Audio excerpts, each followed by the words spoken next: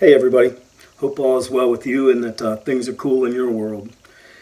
I was editing some video last night and I thought of this GG story, funny little, very tiny small story, but funny nonetheless. And I just figured I'd share it with you guys today. Wanted to mention I've been putting a lot of shorts, not a lot, but several GG shorts up. So if you haven't seen them, go to the shorts section in the channel. You can check those out and the other stuff. The other GG stories I did about from, when we made Carnival of Excess and all the rest of it.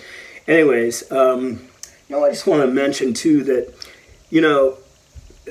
there's a lot of GG content stories coming out on the web and right now on the internet right now, and YouTube in particular. And my buddy Bloody's sharing some of his story, Bloody Mess. If you haven't gone to his channel and checked out some of his GG stories, do so. They're really fun stuff. He hung out with GG and did some recordings with him, and really funny stories. But with all the GG stuff that happened, everybody kind of had their own. I don't know how to describe it, but there was this big GG world even back then, and everybody had their slices of what they were doing with him, and how they were working with him maybe. And if you haven't noticed, the stuff that I did with GG, the work that I was doing with him, was always most centered on him, the human side of him and the artist side of him. And I've gone on in other stories about that, so I won't belabor the point. But it needs to, like I was saying, everybody had their I don't know what the word, their dynamics of how they were working with GG, and mine was to try to bring out the more artistic side. I wasn't too much interested in the shock stuff. There was a lot of that, but everybody had their own ways. And my work with GG was just a little slice of his career, if you will. But it was a cool slice because we were doing something completely different, focusing on, the country album and then also some acoustic stuff. And my goal, and I told GG that, was to, do something that wasn't just shock for shock's sake or his work that had the shock in it. I wanted to go the completely other way. That's why there's a country album and acoustic stuff, which, by the way, he absolutely loved and was totally into. And I think I forgot to mention in the prison video, we talked about when he was in prison doing a lot more of that stuff, when he got out. In fact, I was living in Columbus then, and I was already kind of reaching out to some musician friends of mine and getting some studio stuff lined up. It just never happened because GG got out, and then, we know the story. So anyways, again, I can't speak to all of this stuff that, everybody else did with GG. I can only speak to the work that I did with him and the time I spent with him. And, over the couple of years, we became fairly close. I did, help them with some press releases in the Ann Arbor Incident book and the record and Carnival of Excess and blah, blah, blah, blah, blah, whatever. So anyways, one night, GG and I were hanging out, as we did pretty much every night, and we were getting pretty blotto. And I was living in this old Florida house that had a lot of echo in it. It wasn't much insulation, but it was split down the middle.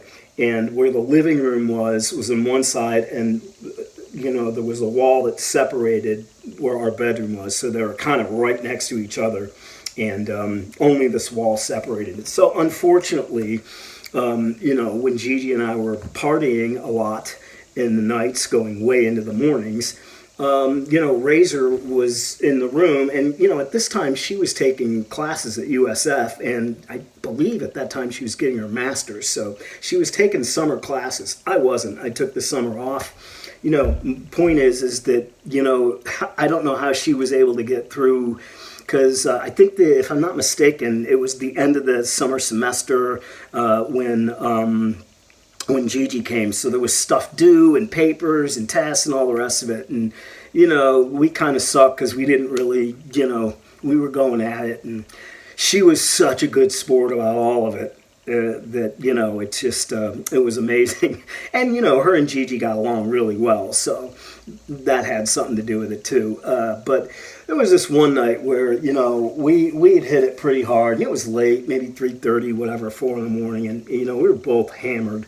And so I go in and go to sleep, and Gigi, you know, we had these two couches, you know, it was like an L shape, and Gigi was sleeping on one side of it. And anyways, I go in the room, and, you know, I got the riot act read to me because, you know, we were just being loud, disrespectful, and obnoxious. And I don't blame Razor for being pissed off. And she tossed me right out. She's like, "Get out. You're not sleeping in here." And I'm like, "Oh, man, damn." So I go to the other couch, which is, you know, right next to Gigi, basically. And he's like, "What the hell are you doing in here?" And I said, "Well, I got kicked out of the room, and I'm going to crash out in this couch." He's like, "Well, whatever. You got to understand, though, if you're crashing out right on this couch next to me, you're just going to have to witness me and watch me jerking off, because that's what I'm doing." And I'm like, "Oh, God." Again, we're hammered at this point, and I'm just like, "Yeah, no way. I am not hanging around for that." So I decided it was a good idea. I was like, "Screw it. I'm just going to go sleep on the deck outside." And this is Florida, end of July, very hot outside, even at nighttime.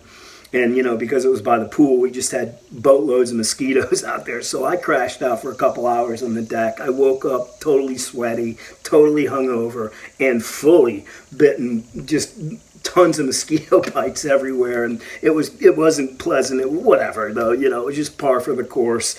You know, and when I came in there, Gigi, he was laughing, of course, you know, that you know, he liked it, the fact that there was chaos in the house, and that, you know, I was being made to sleep outside or wherever else. It wasn't in really any other place in the house to go sleep. So anyways, it was just one of those funny moments. And you know, Gigi got a kick out of it because, again, he loved the chaos. He loved when you know, Razor and I butted heads, which wasn't that much. And it was fully justified in her part because we were such obnoxious jackasses in the night. He just liked that chaos, you know. He liked it when she would toss me out of the room, or whatever kind of adversity I had to face as a result of him. It was good. Anyways, that just popped into my head the other day, or last night, when I was editing some videos, so I figured I'd get on here and share it with you. I know I haven't posted many long videos or story videos or whatever, so funny little thing. Again, check out Bloody's page if you haven't. Good stuff there. And I'm going to be posting more shorts and more stories, you know, as the days go on. So check them out. And if you know, feel so inclined, you know, subscribe, like, comment. Love to hear it. Anyways, thanks, you guys. Have a good night, good day, whatever it is that you're doing, and I'll catch up with you later.